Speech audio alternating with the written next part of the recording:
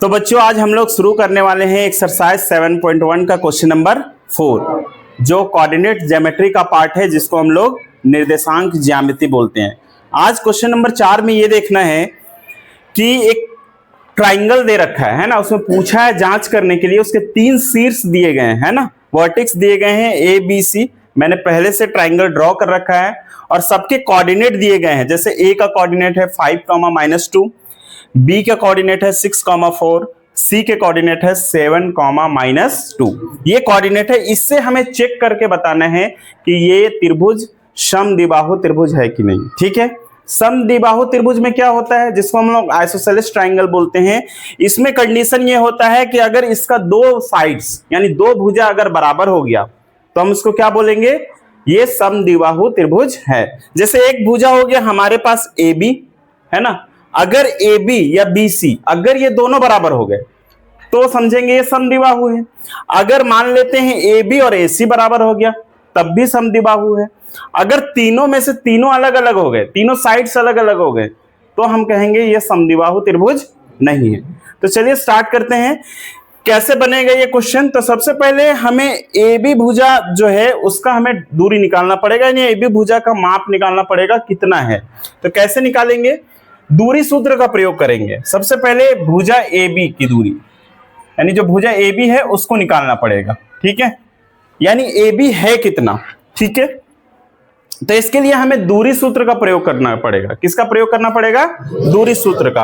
अगर हम A B को लेते हैं तो ए वाला मेरा हो जाएगा x1, ये हो जाएगा y1, बी वाला हो जाएगा x2 और ये y2। ठीक है, चलिए आसानी से लिखते हैं √x2 - x1 का whole square plus y2 - y1 का होल स्क्वायर।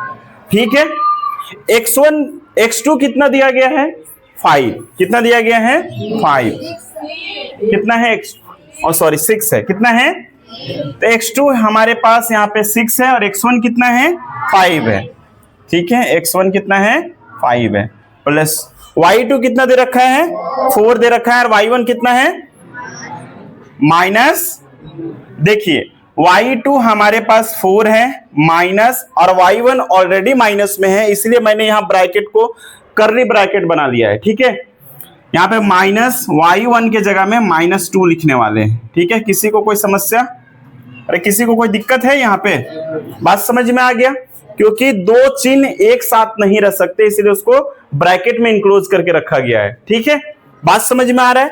अब देखिए माइनस और माइनस क्या होने वाला है, प्लस 6 में से 5 आप माइनस कीजिए तो क्या मिलेगा 1 का square plus minus into minus क्या होगा प्लस 4 + 2, 1 का स्क्वायर कितना होता है 1, 4 और 2 6 का स्क्वायर करेंगे कितना होगा 36, कितना हो जाएगा 36 और 1 जोड़ देंगे तो कितना मिलेगा 37। बताइए इसको बाहर निकालना संभव है रूट से, नहीं ना।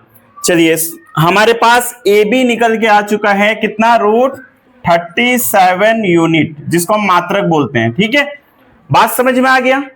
अब हम निकालने वाले हैं BC का माप निकालेंगे। किसका निकालेंगे, उसके बाद AC का भी माप निकालेंगे और हम देखेंगे कि अगर 2 साइड्स इक्वल है तो हम क्या बोलेंगे, वो इक्विलेटरल ट्राइंगल है, सॉरी आइसोसेलेस ट्राइंगल है। इक्विलेटरल ट्राइंगल का मतलब होता है समबाहु त्रिभुज जिसमें तीनों भुजा बराबर होती है। तो हमें चेक क्या करने बोला है कि समद्विबाहु त्रिभुज है कि नहीं। ठीक है, तो अब हम BC की दूरी निकालने वाले हैं, यानी BC का माप निकालने वाले हैं। ठीक है, अब हम लोग भुजा BC का माप निकालने वाले हैं। किसका माप निकालने वाले हैं, भुजा BC का।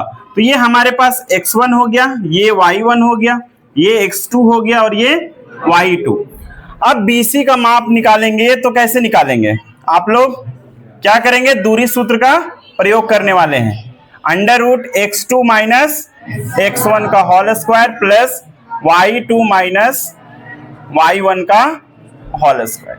x2 बताइए कितना है 7, x1 कितना है 6 प्लस y2 कितना है -2 और y1 कितना है 4। ठीक है, इसका आप स्क्वायर कर दीजिए, 7 में से 6 घटा दीजिए, कितना हो गया 1 हो गया।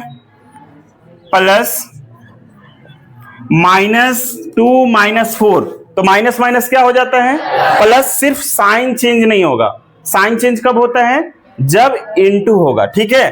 4 और 2 कितना हो गया -6। अब 1 का स्क्वायर करेंगे कितना मिलने वाला है 1, और -6 का स्क्वायर करेंगे तो प्लस में 36 आएगा। कैसे आएगा पहले भी बता चुके हैं, -6 को आप 2 बार लिख के मल्टीप्लाई कीजिएगा तो 6 6 जा 36, और माइनस इंटू माइनस को इंटू करेंगे तो क्या हो जाएगा प्लस। 36 में से 1 जोड़ दिए कितना हो गया। अब बताइए रूट से बाहर निकालना तो इसको संभव नहीं है, निकालेंगे निकल जाएगा लेकिन 6 पॉइंट समथिंग आएगा, तो फिलहाल हम रूट से इसको बाहर नहीं निकालते हैं, यानी √37 कितना आ गया √37 यूनिट मिला। अब हम क्या करने वाले हैं, AC का भी दूरी फाइंड कर लेंगे। हो सकता है तीनों भुजा इक्वल हो जाए, जब तीनों भुजा इक्वल हो जाएगा तो क्या मिलेगा हमें इक्विलेटरल ट्राइंगल मिलेगा, यानी समबाहु त्रिभुज मिलेगा। इसीलिए हम लोग AC को भी चेक कर लेंगे, ठीक है। यहां तक किसी को कोई समस्या, चलिए ठीक है। अब हम लोग भुजा AC का माप देखेंगे। किसका माप देखेंगे AC का। तो ये हमारा जब AC का माप देखेंगे तो ये x1 हो गया, ये y1, ये x2 और ये y2। अब भुजा AC को हम लोग निकाल रहे हैं। किसको निकाल रहे हैं भुजा AC। AC का मतलब एयर कंडीशन होता है ना जी शॉर्ट फॉर्म में, x2 माइनस x1 का whole square, y2 minus y1 का होल स्क्वायर। बताइए x2 कितना है, यहां पे आप देखेंगे क्या मिल रहा है 7 है ना, यहां पे 7 लिख लीजिए, माइनस x1 कितना है 5, इसका होल स्क्वायर कीजिए, प्लस y2 आपको मिलेगा -2, और y1 कितना है वो भी -2, ठीक है। तो इसलिए इसको हम कर्ली में इनक्लोज करेंगे, ठीक है। इसका होल स्क्वायर कर दिए। आपको पता है ना यहाँ छोटे ब्रैकेट क्यों लगाए हैं, इसका इस कोष्ठ का इस्तेमाल इसलिए किया गया है क्योंकि 2 साइन एक साथ हो जाएगा। 2 साइन जब भी एक साथ होता है तो एक को आपको ब्रैकेट में क्लोज करना पड़ता है, ठीक है। अब आप देखेंगे 7 में से 5 घटा दीजिए कितना हो गया जी 2 का स्क्वायर, माइनस और माइनस तो -2 + 2 क्या हो जाएगा जी। अब ध्यान दीजिए प्लस माइनस कट गया तो यहां क्या मिलने वाला है 0।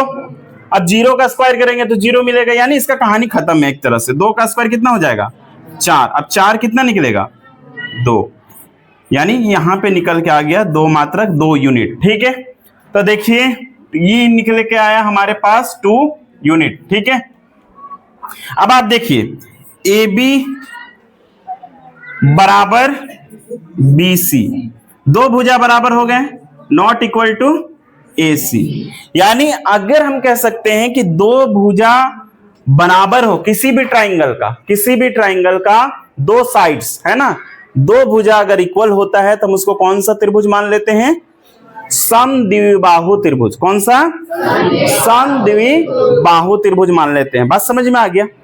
तो यहां पे हमें 2 भुजा बराबर मिला है तो हम कह सकते हैं अतः यह